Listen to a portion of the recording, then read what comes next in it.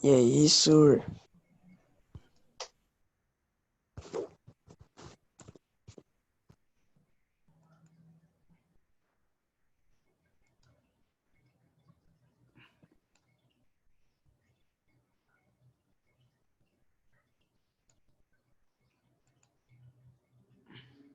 Bom dia, pessoal. Alguém me ouve? Bom dia, senhor.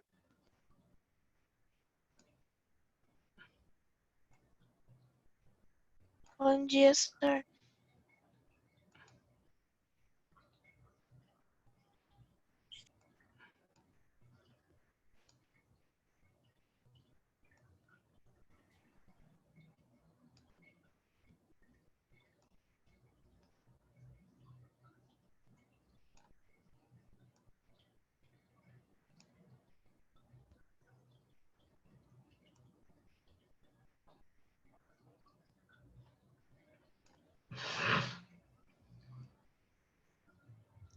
Bom dia, pessoal. Bom dia, tudo bem? Bom dia, Bom dia, senhor. Bianca respondendo no Tudo bem, você? chat. Vamos lá. Bom, vou começar aqui com o aqui. Alisson, Ana Clara,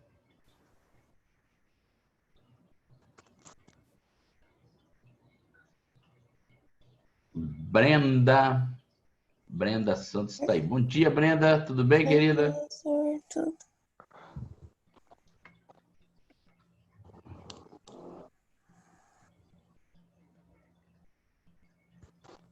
Vocês estão me ouvindo?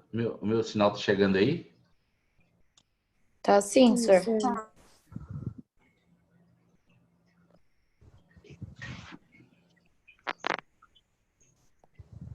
Diga aí, brother Enzo. Não estou ouvindo vocês, não. Espera aí, vamos ver o que pode estar acontecendo aqui.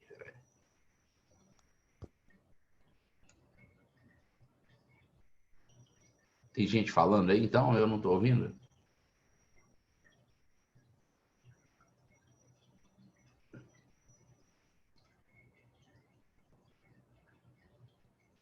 Deixa eu ver o que pode estar acontecendo aqui, peraí.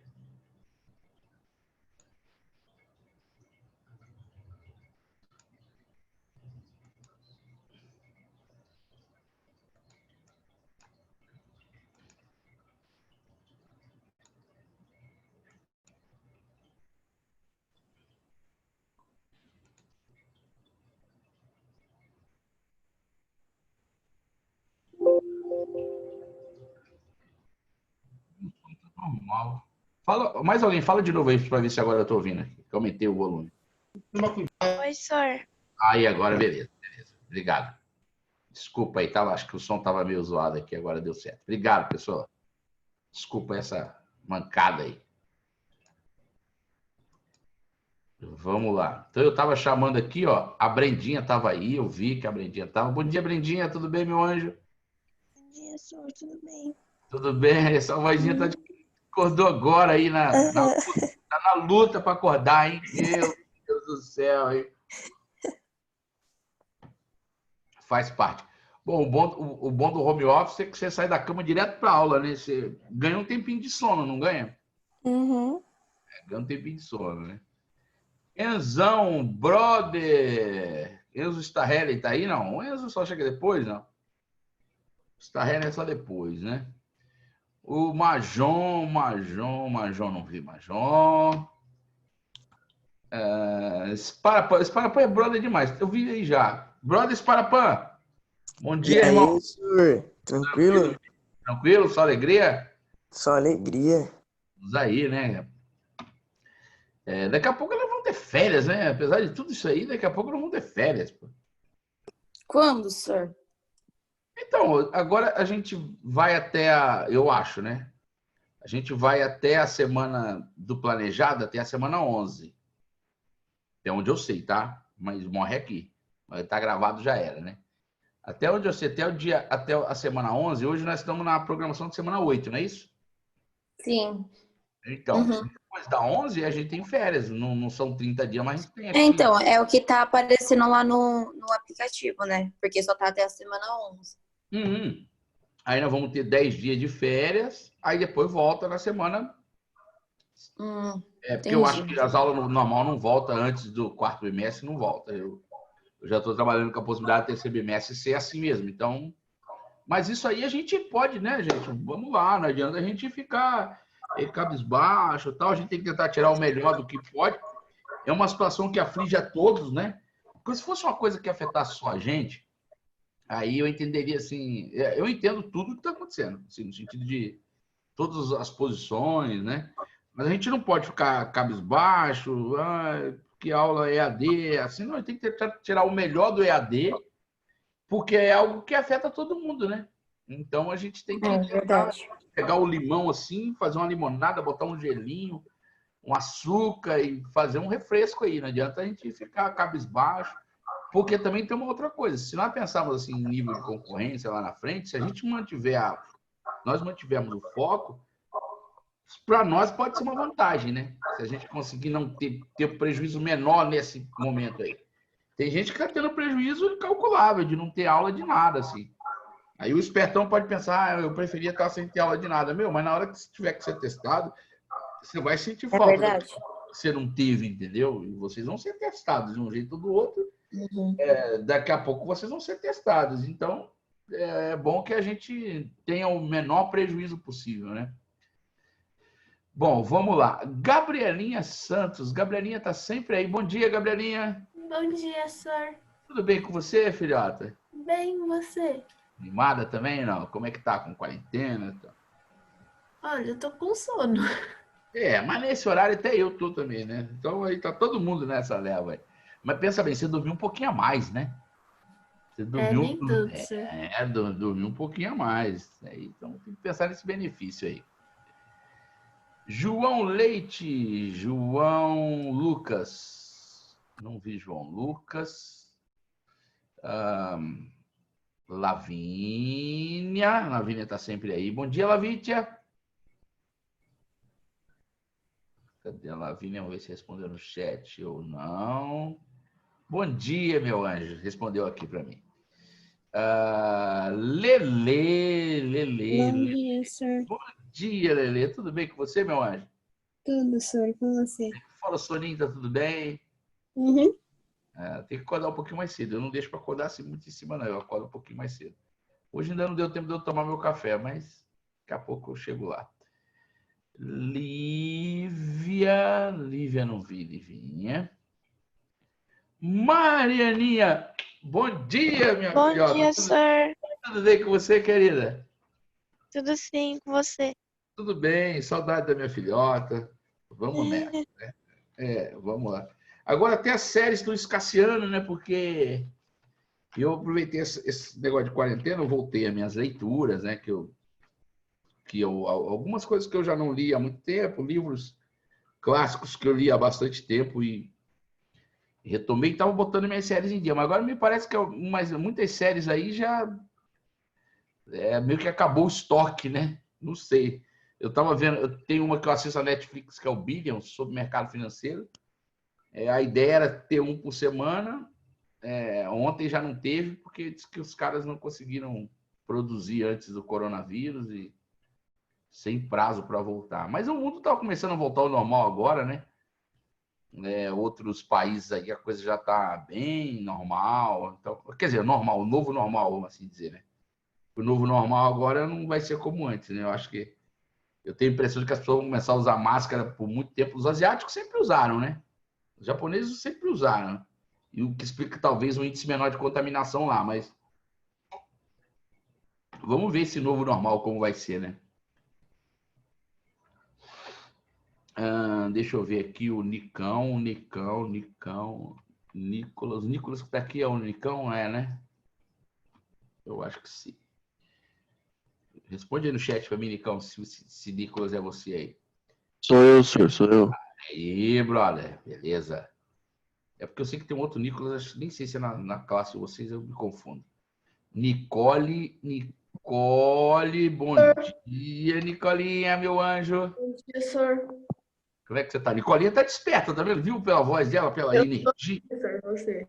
Oi, a Nicolinha está com gente até que já malhou hoje, tá animada. Bom dia, é isso aí, Nicolinha.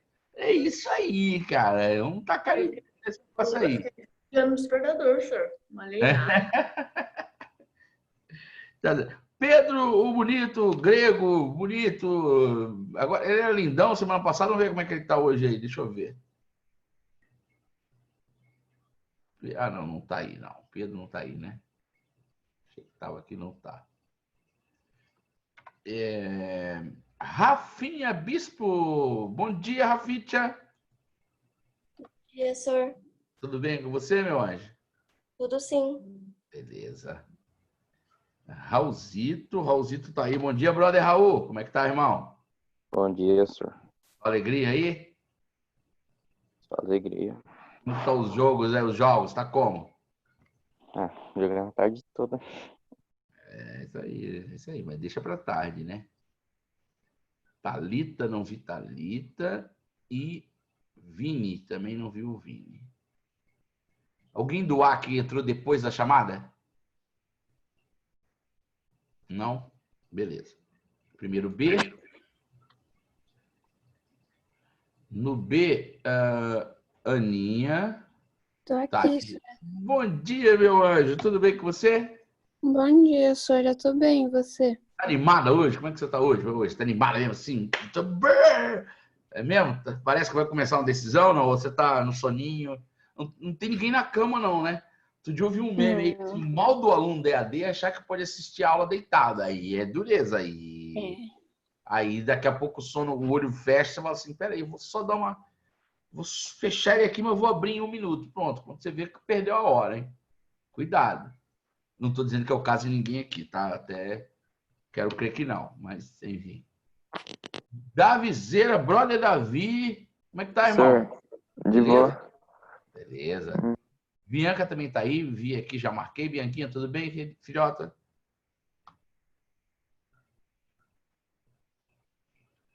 Bianca tá aí também. Davizeira, brotherzeira tá aí. Davizão, como é que tá, irmão? Dá um salve aí. Senhor. Como é que você tá? De boa. Beleza. Enzão, Fredo. Enzo Fredo tá aí. Brother Enzo. Brother Enzo tá aí. Falta quase nunca. Beleza, brother Enzo? Beleza? Beleza, senhor. Tá. O Monfardini que não tá, né? Monfardini não tá. O Langeira. Gabriel Lange, não vi. Não vi Lange. Gabriel Antunes Ferraris. Tudo bem com você, Gabi? Gabi tá aí? A Gabi não tá.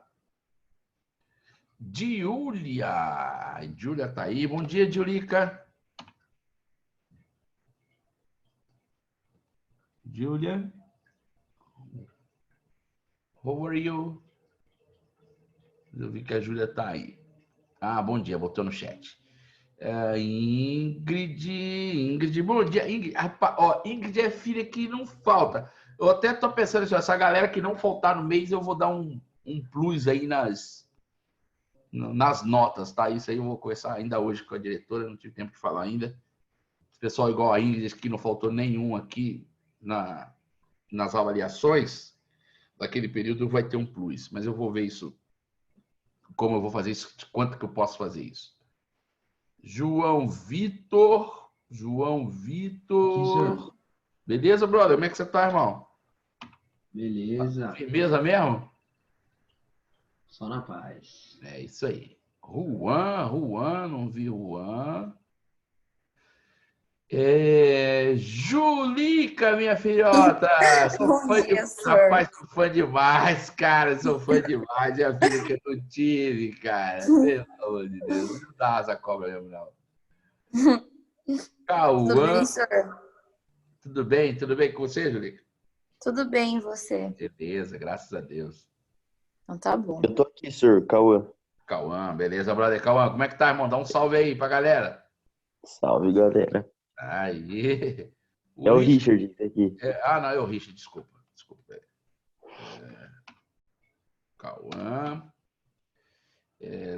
Lucas. Luqueira, eu não vi. Luqueira tem faltado bastante. Vocês têm notícias de como ele tem ido? Se ele tem ido em outras aulas? Maria Não Eduarda. sei não, senhor. Então, porque a gente não gosta, mas sim, o pessoal da Secretaria de Educação vai pedir relatório para a gente de falta. Eu estou fazendo aqui para não ser injusto com ninguém, né? E é ruim porque depois o pessoal... Em tempo de pandemia, o pessoal vai relevar muita coisa, mas pode não relevar, né? E é contra a lei isso aí. Então, desde que a pessoa tenha os recursos, tem que estar na aula, ainda que seja aula online ou presencial, não pode faltar, né? Eu fico preocupado com que isso pode desandar e depois dizer, o pessoal da escola, né? Enfim. Dá um toque nesse pessoal que está faltando bastante, eu não sei o que está acontecendo. Ó. Matheus Teodoro. Estou preocupado aqui com o Lucas, que começou a faltar muito, e o Enzo Leme. Não sei se esse pessoal saiu da escola, ninguém da secretaria falou nada pra gente, né? Mas. Porque isso aí, o aluno tem que estar matriculado em algum lugar e não pode estar faltando. Quando chegar em Secretaria de Educação, pode não dar nada, mas pode dar ruim, né? Então, se alguém tiver o contato aí, for chegado dessa galera, eu ia pedir gentilmente que vocês dessem mandassem uma mensagem lá. Alguns alunos aqui na sala têm meu telefone, pode mandar, fala para eles mandarem mensagem para mim no Agenda Edu. Eu preciso de informações, assim, deixar simplesmente faltando e mandar com um monte de falta, não dá. Às vezes a pessoa está, sei lá, não quero que ninguém tenha pego coronavírus, mas às vezes pegou coronavírus, enfim. Mas vamos lá. Eu vou compartilhar com vocês aqui a nossa apostila e nós vamos estudar o módulo 24, tá? Na frente 1. Frente 1, módulo 24, nós vamos falar sobre a igreja medieval, né? Por que nós vamos falar sobre a igreja medieval? Porque a igreja é uma instituição... A gente tinha estudado na semana passada sobre a sociedade política feudal, né? E nós estudamos na semana passada que a igreja era um desses... Eu vou usar um termo bem histórico porque eu não encontrei outro agora, mas a igreja era um desses estamentos. Lembra que eu falei isso para vocês? Eu fiz assim uma divisão. Talvez eu não tenha dado o nome de estamento, que eu não estou encontrando o nome mais fácil agora, mas historicamente é esse. Aí eu falei assim que tinha uma divisão em 3 estamentos, né? Talvez eu tenha... Classes, vamos chamar de classes, que é um termo já mais simples, tá? Então, eu comentei com vocês na semana passada que a sociedade se dividia aqui em 3 classes, né? Aí lembra que nós falamos? Uns rezavam, outros guerreavam e outros trabalhavam. Vocês lembram disso? Eu falei isso com vocês, não falei? Na verdade, falei, né? Essa pirâmide até ela deveria ser assim, na verdade, ó, porque num dado momento você tem, vamos chamar assim, igreja e nobreza numa situação meio que de igualdade, né? Em alguns momentos a igreja é mais importante, em outros a nobreza é mais importante, isso aí depende muito do momento ali. Mas o padrão de estar por baixo é do povo, né? Os servos, não chamava povo, né? Chamava servos, tá? Então talvez essa pirâmide seja uma pirâmide societária mais... não estou falando nada de economia, nós estamos falando de poder político, tá? E a gente tinha falado sobre isso, aí nós falamos sobre como que a igreja desenvolveu essa... A igreja desenvolveu... Era parte dessa sociedade, né? Falamos na semana passada que, às vezes, um nobre ele tinha outros nobres sob seu controle, daquilo que nós chamamos no tratado de sucerania e vassalagem. Vocês lembram disso? A gente falou isso. É importante ter isso memorizado, né? Ou seja, você tinha aqueles casos de subinfeudação. Eu devo ter feito para vocês um desenho mais ou menos assim, ó, mostrando o feudo. Aí daqui a pouco o cara tem um outro feudo aqui. Ou seja, esse cara é vassalo desse sucerano, né? E aí, num dado momento, você pode ter aqui uma outra subinfeudação, onde esse vassalo ele é vassalo desse sucerano que por sua vez é vassalo desse sucerano, e aí vem um ponto importante. Todos eles eram vassalos desse senhor feudal aqui. Ou seja, quando ele subinfeuda sua área, ele passa meio que ser sucerano de todos os outros aqui, tá? E isso era uma ligação quase religiosa. A sagração de um cavaleiro era algo que era um juramento que só se quebrava com a morte, tá? Não tinha esse negócio do cara falar assim, não, eu mudei de ideia, pensei bem. Isso não acontecia. Então, dentro dessa sociedade que tem elementos importantes, você tem uma nobreza, que é a nobreza que, teoricamente, né, é a nobreza que vai à guerra, você tem aqueles que trabalham, né, que são os servos, né? Então uns guerreiam, uns rezam, outros trabalham, né? Então nós vamos entrar hoje na organização interna daqueles que rezavam, tá? Rezavam, oravam, aí, né? Isso, na verdade, para mim, são sinônimos, né?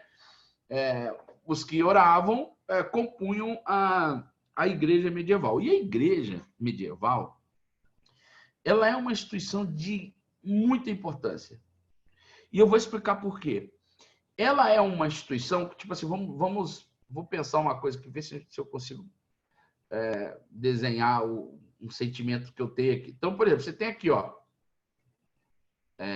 Império Romano. Então, você tem, vamos dizer assim, o primeiro momento dos bárbaros. Aí você tem o segundo momento das nobrezas, poder das nobrezas. Aí daqui a pouco você tem, ainda não vimos ainda, mas daqui a pouco você tem os reis, tá? O que você tem de padrão entre todos esses períodos assim? Um elemento importante é que a igreja, vamos simbolizar a igreja aqui como um elemento vermelho. A igreja que se apoiou, tá? Querendo ou não, isso aconteceu.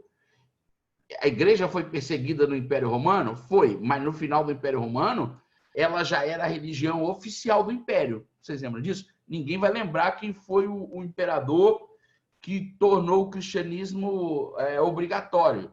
Ninguém talvez vai lembrar quem é o imperador que deu liberdade de culto. Eu vou relembrar vocês.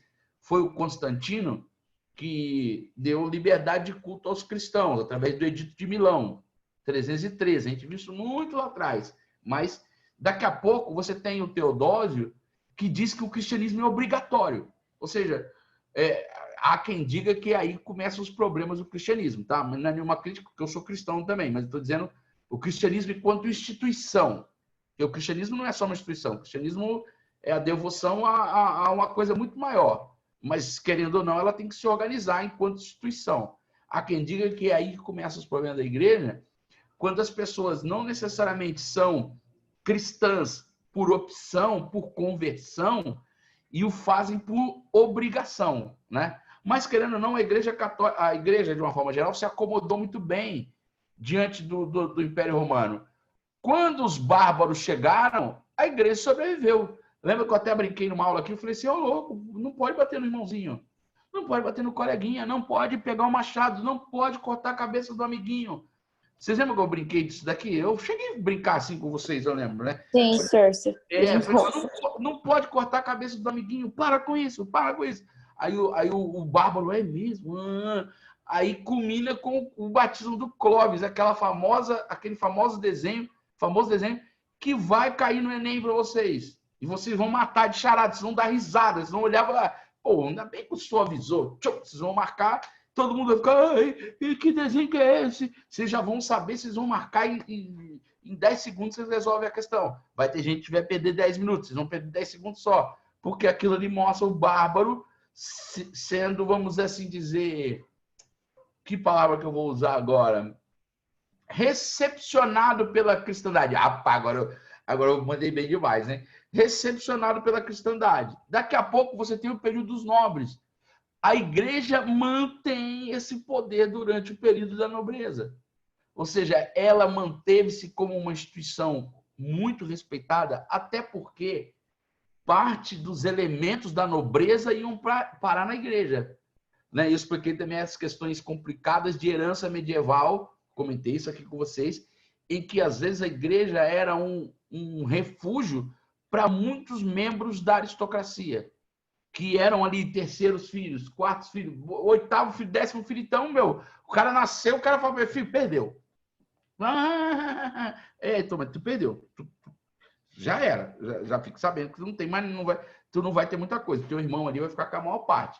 Né? Então, ela acaba recebendo. E aí, uma coisa que acontecia na Idade Média, durante a história da igreja, eu já estou dando spoiler, é o seguinte: era muito comum que as famílias ricas mandassem seus filhos de terceiro, que nasceram ali, não tem chance nenhuma. Porque, às vezes, o segundo, né? Se morre o mais velho, o cara ainda tem uma... E nessa época a galera morre à toa. Né? Nessa época aí a galera morre à toa. E aí o que acontece? Você tem uma situação em que as famílias começavam a mandar os filhos para as igrejas, para fazer parte da igreja, sem que... assim, e fazer um investimento pesado naquilo. Então, era uma forma de, vamos assim dizer, de dar prestígio para o filho que não teria na vida normal. Então, o que ele faz? Ele manda o filho para a igreja, manda para uma ordem qualquer, para a ordem beneditina, para a ordem franciscana, não que franciscano não gosta de dinheiro, mas para a ordem, sei lá, eu não sou católico, então não entendo bem, mas a ordem de São Bento, por exemplo, a ordem de São Bento acontecia muito isso. Aí o que acontecia? O cara mandava o filho e já mandava uma doação poderosa de dinheiro. Ele estava vivo e ele podia fazer isso. Ou seja, esse filho chegava com muito prestígio na ordem. Tá? Então, isso aí era uma coisa que acontecia nessa época. Então, o que explica muito também das heranças que a igreja vai ter durante a Idade Média. Por que a igreja tem tanta terra assim? Pô, a igreja tem terra assim porque o que acontecia? O menino chegava na ordem lá, o pai dele mandava uma grana junto. A igreja ia investir aqui em terra, comprava... e aí ia emendando, tem um lote do lado aqui, entrou um dinheiro, vai comprando. Daqui a pouco, quando nós vamos ver lá no século XIX, a igreja tem tantas terras que o Papa parece um rei, né? Por conta dessa acumulação que teve durante esse período aí, tá? Gente, só um minuto, deixa eu só mandar uma mensagem aqui rapidinho já. Espera aí. Muito bem. Então, nós temos uma organização interna de uma igreja que sobreviveu. Né? Até na apostila de vocês aqui está escrito assim, os detentores de toda a cultura sobrevivente do mundo grego-romano, o clero soube utilizar-se disso de forma proveitosa, tornando-se durante a Idade Média no grande proprietário de terras e saber. Tá? Isso também é interessante, porque outra coisa que está escrito aqui, que a gente não se deu conta, é o seguinte. Durante a Idade Média, quase ninguém sabia escrever. Tá? Por isso que vocês vão notar o seguinte, a hora que houver uma demanda de gente que sabe escrever e de gente que sabe fazer conta, é da igreja que virão essas pessoas. E aí esses caras passam a ocupar muito poder, concorda, amigo? Então, vou dar um exemplo para você. O nobre medieval. O nobre medieval ganha tanto dinheiro que ele precisa de um contador. Mas ninguém sabe fazer conta. O povo é tudo analfabeto. Não tem, a maioria é analfabeto.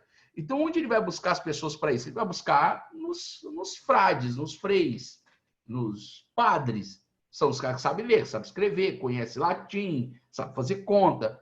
E esses caras se transformam em conselheiros poderosos. Né? Vocês concordam comigo ou não? E a igreja, então, vai acumulando poder, porque eles meio que se transformam em conselheiros. Às vezes, tinha casos que o próprio nobre não sabia fazer conta. O próprio nobre não sabia ler e escrever, era analfabeto. Era o padre ali, ou o frade, que era encarregado de fazer as contas, que falava para ele, rei, isso aqui está escrito isso, o cara está dizendo é isso. Você imagina quanto poder esses caras passavam a ter. Né? Vocês lembram que quando nós falamos sobre dinastia dos carolíngios, a gente viu que os mordomos de palácio passaram a ter muito poder? Né? Então, é um pouco disso aí também. Tá? Tudo bem que lá no Carlos Martel lá, isso não era religioso, mas aqui passa a ser importante. E outra coisa, eles eram detentores. Grifa isso aí também, isso aqui é muito importante, tá? Ó. A ideia de que eles se tornaram, durante a Idade Média, grande propriedade de terras e de saber. Só eles sabem ler e escrever. São eles que estão copiando os textos. Então, por exemplo, não havia imprensa nessa época. Hoje em dia, você vai lá, você compra um livro, isso aqui passou numa... Não tinha ninguém copiando na mão isso aqui, essa apostila. Isso aqui passou pela imprensa. Invenção da imprensa é algo do século XV. Então, não existe ainda a imprensa. Então, todo o saber é transmitido através de copistas. Gente que passa a vida copiando textos da Bíblia, textos clássicos, textos de filosofia. E aí, ou seja, nos monastérios é que vai ficar todo o conhecimento da humanidade. E ainda bem que eles existiram, né? Então, aí é a primeira importância, tá? Então, quando nós chamamos de clero secular, então os dois tipos de clero que você tem. Você tem o clero secular e o clero regular. Clero secular, o próprio nome diz, secular quer dizer normal, do mundo que a gente vive, tá? Essa expressão, trabalho secular, é o trabalho normal, o trabalho do dia a dia, dos séculos, né? Então, você tinha aqui os arcebispos, os bispos e os padres de paróquia, tá? Então, era uma hierarquia que existe até hoje, né? Então, por exemplo, os bispos estavam sob o controle de um arcebispo. E esses arcebispos respondiam ao Papa, tá? Mais ou menos assim. E lá na base estavam os padres de paróquia, os padres dos, vamos dizer assim, dos bairros, vamos assim dizer. Existe até hoje, né? Se você é católico e participa de alguma paróquia, tem lá um padre. Ele não é o bispo, né? Acima dele tem o bispo, e acima dos bispos tem o arcebispo, né? E esses arcebispos compõem hoje uma coisa que começou, daqui a pouco nós vamos explicar como, o Colégio dos Cardeais. Então, você tem lá o clero que lida no dia a dia com o povão, né? Então, o clero secular é o povo que lida com o culto do povão. Seja missas na catedral, seja missa no bairro. Estou chamando de bairro, hoje não tinha o nome disso, tá? Na época não chamava bairro, mas só para vocês saberem. Então, só aquelas pessoas que celebram missa, tá? Esses eram o clero secular. É o clero que existe até hoje também, né? Se você pegar assim, o padre da minha paróquia, ele se equipara ao que seria, na Idade Média, ao clero secular. É uma herança daquilo, tá? Deixa eu ver, tem uma pergunta no reservado aqui. O Vaticano, hoje em dia, é uma cidade... Deixa eu ver, puxar aqui, peraí. O Vaticano, hoje em dia, é uma cidade, então essa terra que eles têm hoje seria uma herança do passado? Essa pergunta que me fizeram aqui no privado, ela é importante porque é o seguinte, sim, o Vaticano hoje não é uma cidade, não. O Vaticano hoje é um país, vocês não sabem, né? É um dos menores países do mundo, por incrível que pareça, é um país, assim, com... Eu não sei quantos quilômetros quadrados tem, mas, assim, aquela igreja de São Pedro está dentro de um país chamado Vaticano, literalmente, né? Na verdade, assim, o Vaticano hoje é uma pequena parte do que a igreja já teve. Vocês vão aprender esse assunto lá no segundo ano, mas eu vou antecipar. A igreja tinha muitas terras. Muitas terras. E aí o que acontecia? Num dado momento, na formação da Itália, e a Itália não era o que é hoje, né? Então, por exemplo, se você faz um desenho da Itália hoje assim, vocês já devem ter visto, então a Itália tem uma bota assim, né? Um saltinho. Então, é interessante que vocês sabem que a Itália é um país pequeno, né? Porque daqui a aqui, ó, vocês acreditam, tem 200 quilômetros, né? Então, 200 quilômetros quer ver de... Se você sair de Itupeva, 200 quilômetros é 2 horas de viagem. Isso aqui você faz em 2 horas de viagem, atravessar a Itália. A gente, às vezes, não tem a dimensão do país que a gente tem, o tamanho, né? Então, o que vai acontecer aqui? Só para vocês saberem. A igreja tinha muitas terras aqui no meio, ó. Muitas terras aqui nesse meio, assim, ó. Mas, sem exagerar, era mais ou menos isso que vocês estão vendo em amarelo. Só que a Itália não era esse país que é hoje. A Itália, acredite se quiser, até o século XIX era um conglomerado de países assim, ó, entre os quais estava a igreja no meio. Até a hora, eu estou exagerando, não é exatamente assim, até o momento em que eles resolveram se unificar, porque falavam a mesma língua e tal, mas esse é o assunto que nós vamos ver lá no segundo ano. E aí o que vai acontecer? Na hora que que um rei da Itália resolveu acabar com as fronteiras e unificar a Itália, fazendo isso aqui, ó. Pô, agora eu apaguei o meu desenho, né? Peraí. A hora que um rei resolve fazer isso aqui, ó, e criar o que hoje nós chamamos de Itália, a igreja foi atropelada, lembra? Eles juntaram até os estados papais. E aí os papas nunca aceitaram isso. Até que um realmente fascista, né? Que nós vamos estudar lá no segundo ano, chamado Benito Mussolini. Vocês aprenderam ano passado lá na aula de história. Benito Mussolini, a gente vai aprender ano que vem com mais detalhes, né? Resolve, então, para dar fim a esse problema, propor à igreja a criação do Estado do Vaticano. Isso aí, se eu não me engano, foi em 1933. Aí a data me foge agora. Não é? E aí a igreja meio que entrou em paz com o passado. Ah, então tudo bem, isso aqui é melhor do que nada. E aí deu origem ao Vaticano, tal qual nós conhecemos hoje, que é um país, tem banco, tem constituição. Se tivesse gente para jogar, podia até jogar a Copa do Mundo, podia jogar jogar o campeonato do LOL aí, enfim, poderia se quisesse, né? Faz parte da ONU, por incrível que pareça, é um país, tem um banco encravado dentro da cidade de Roma, né? Não tem uma parede assim, tem uma parede em algumas áreas, mas para você entrar na igreja tem só uma segurança e a Catedral de São Pedro está dentro desse complexo, tá? Respondi, eu acho que eu respondi aí. A pessoa que perguntou no reservado, me diga aí se deu por respondida. Tá? Então, é isso. Nós temos também o clero regular. O que é o clero regular? O clero regular eram aquelas pessoas que não eram... Eles eram religiosos, mas não era aquela galera que... Não era aquela galera que lida com missa, que lida com culto. Eram os monges, a galera que falou, não, eu não posso misturar com esse povo aí. E é a galera que se reunia nos monastérios. Então, vocês entenderam assim, ó, você tem dois tipos de igreja mesmo. Você tem um regular, que é a galera da missa, da comunhão, que vai visitar o doente e que se envolve mais em política. Isso é verdade, tá? Se envolve mais em política e dá apoio para um rei, dá apoio para um nobre. E você tem aquela galera que fala assim, não, eu não quero esse tipo de vida normal aí, secular no mundo. Eu vou me retirar do mundo. Eu vou ter um clero, eu vou participar de uma ordem... no monastério, eu vou me retrair para minha leitura, para minhas meditações, né? E eram os monastérios que a gente vê. Até se você viu essa temporada do La Casa de Papel, eles estavam escondidos num monastério na Itália, se não me falha a memória. Não, na Itália não, acho que na Espanha, né?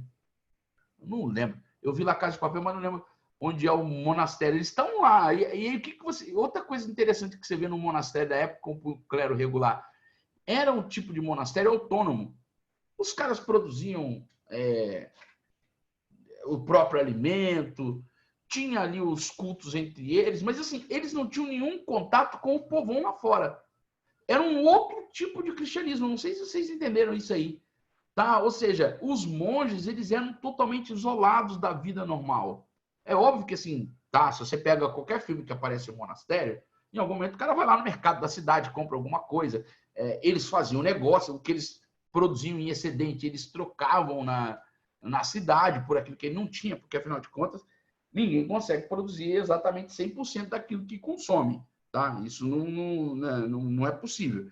Então, você começa a ter uma situação onde os monges estavam cada vez mais reclusos, né? E fazendo interessante, quando você vai à Europa, por exemplo, eu já visitei um monastério,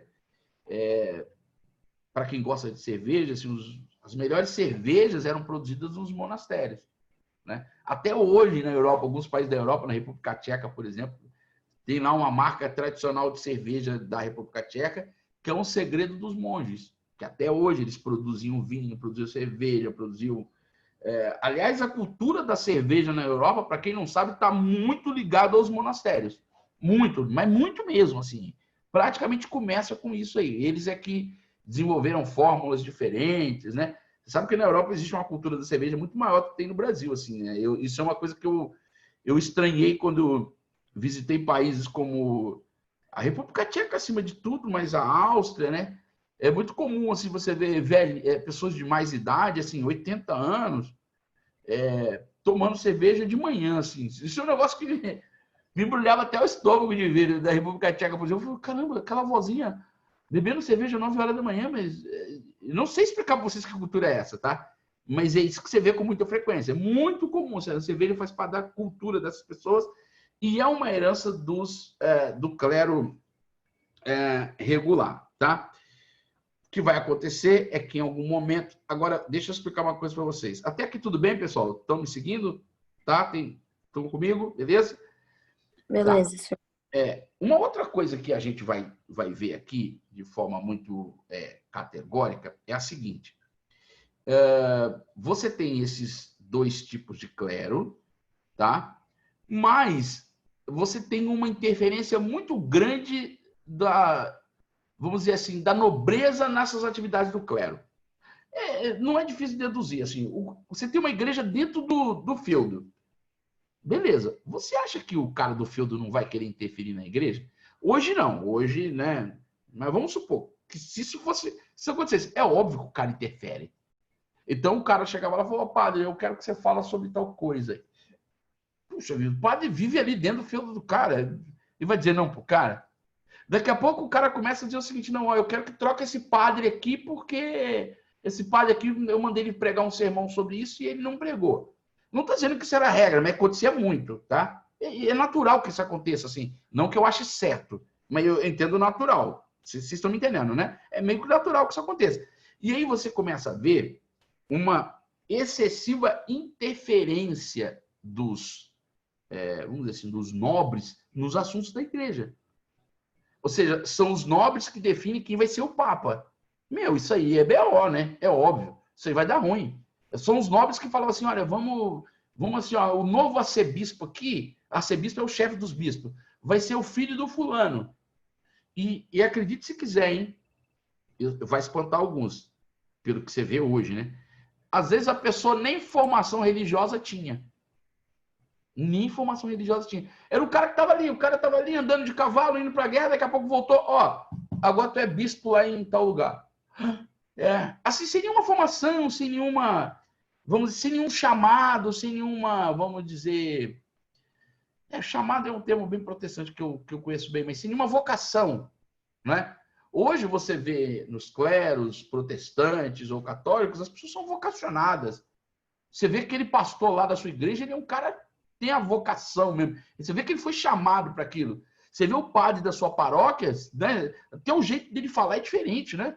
Dia desse eu sou protestante, mas eu fui pela empresa que eu tenho fazer um trabalho num lugar que era na igreja. Até o jeito do padre falar, assim, nossa, o cara fala, né? Você vê que o cara é um padre do jeito dele falar, né?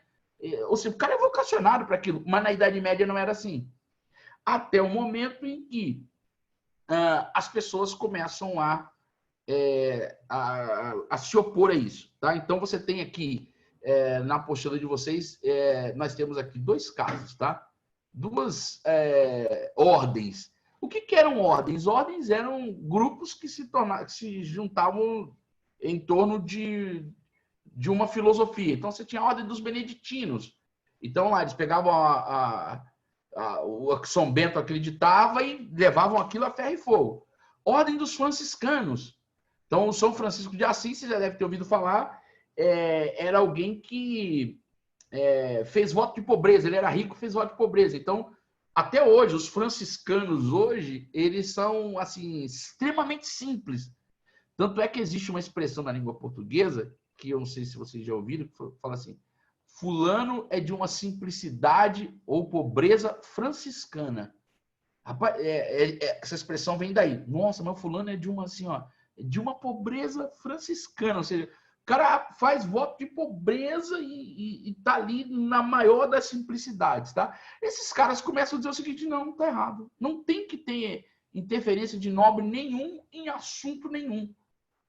Acabou. E aí, é aí que surge um negócio muito interessante, que é o Colégio dos Cardeais, tá? O que é o Colégio dos Cardeais? O Colégio dos Cardeais é o seguinte, o Papa não vai ser escolhido mais por nobre nenhum. O Papa será escolhido por um colégio de cardeais. Ou seja, os cardeais vão se reunir e vão eleger um Papa. Toda vez que houver vacância no trono papal, eles serão escolhidos pelos cardeais, tá? E é aí que a gente tem uma tradição que tem até hoje. Se você viu aquele filme do Tom Hanks, agora eu não lembro qual, mas é um que eles estão em Roma e os cardeais estão presos, os caras estão matando os cardeais e começam a corrida por Roma. Antes de ir a Roma, tem que ver aquele filme que é uma aula dos locais de Roma, assim, que no final tem um dos cardeais está sendo afogado dentro de uma fonte, aí o Tom Hanks chega lá e tira o cara. Eu não lembro agora, é baseado nos livros do Dan Brown, agora eu não lembro qual, porque eu sei que tem um que passa em Paris, tem outro que se passa em Roma. Esse que passa em Roma agora, eu esqueci o nome, tá? É que os papas estão reunidos lá para eleger o cardeal, né? Ou para eleger o papa. Eles, quando morre um papa, os cardeais são chamados do mundo todo e eles ficam ali, se reúnem na Capela Sistina 1, 2 ou 3 vezes por dia, até que entre eles saia um consenso de quem será o novo papa, né? Então, o Colégio de Cardeais é algo que começou aí e veio desse jeito aí. Bom, isso é parte também da querela das investiduras, né? Porque o que vai acontecer? Na apostila de vocês até tem lá, número 3, tá? Querela das investiduras. O primeiro papa eleito pelos cardeais, eleito pelo Colégio dos Cardeais, foi Hildebrando, monge de Cluny, uma das ordens lá que se revoltou contra aquele domínio da nobreza nas questões seculares, né? Então ele recebeu o título de Gregório VII e aí começa a proibir que as pessoas sejam religiosas sem investidura leiga. É o quê? É o cara que não é religioso exercer um papel religioso. Ele começa a dizer que a simonia é pecado, porque isso acontecia aqui o seguinte, tem um cargo de arcebispo aqui no meu território aqui, eu estou vendendo esse cargo. Acontecia isso. Isso aí chamava-se simonia, tá? E aí eles faziam isso e aí começa, vamos dizer assim, a reforma da igreja. A igreja começa a não deixar que isso acontecesse. Então, pessoal, esse assunto aí é um assunto importante, porque vai mostrar um pouco a importância da igreja durante a Idade Média. E a gente começa a preparar para um assunto que vai vir daqui a pouco, que é importante também, que são as cruzadas. Tá bom? Eu acho que é isso. Já vou encerrar aqui para que vocês possam entrar na próxima aula. Alguém tem alguma dúvida? Quer colocar alguma questão? Não, senhor. Beleza? Tá tudo em paz? Então Em tá bom, paz. pessoal. Beijo, hein? Tudo de bom. Beijo, pra vocês. senhor. Até amanhã. Até amanhã. Tchau. Até. Até amanhã. Beijo. Vocês se abraçaram. Professor, Oi, diga aí. me coloca na chamada, por favor. Peraí. me Você é coloca Eduardo ou também. B? Peraí, Gabriel Eduardo? É. Peraí. Gabriel é o Rick, né? Aham. Senhor, coloca eu também. Deixa eu puxar. Peraí. Professor, Tem alguém do B que ficou aqui? Que eu já ponho agora? Gabrielinha, né? obrigada. Beleza, meu anjinho, minha filhota. Já tá. Gabrielinha já fez, já coloquei. Obrigada, senhor. E agora no ar, vamos para. Quem é? Eu, que senhor. para mim? Vini? Vini, Isso. brother Vini, beleza. Quem mais? Eu também. Eu? Gabriel, o Majon. Ô, Majon, beleza, brother? Aham. Quem mais? Só, né? Beleza. Tá bom, galera. Ei, Obrigado. senhor, sou eu aqui. Opa, João, brother Lucas. Ô, João, beleza, irmão? Bom te ver aqui. Obrigado. Mais alguém? Beleza. Tá bom, pessoal. Obrigado, beijo, hein? Tudo de bom pra vocês. Professor, beijo. Tamo juntos, hein?